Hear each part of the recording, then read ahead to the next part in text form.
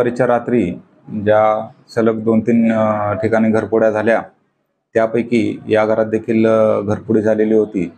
परंतु घरातील कुटुंबीय सर्वजण प्रयागराजला गेले होते घर बंद करून. त्या दिवशी ही रात्री आरोपीने केलेली आहे.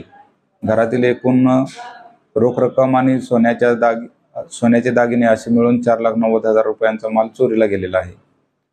गुन्ह्यातील आरोपीचे CCTV फुटेज आम्हाला प्राप्त झालेले आहेत आणि त्या अनुषंगाने आम्ही त्या आरोपीचा शोध घेऊन त्याने चोरलेला मुद्देमाल रिकव्हर करण्याचा पुरेपूर प्रयत्न करीत आहोत.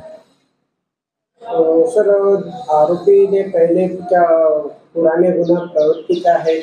क्या आरोपी ने पहले भी कई घरों को अपना शिकार बनाया है? क्योंकि देशपांडे लेआउट में लगातार ये 4थी-5वीं चोरी बताई जा रही है.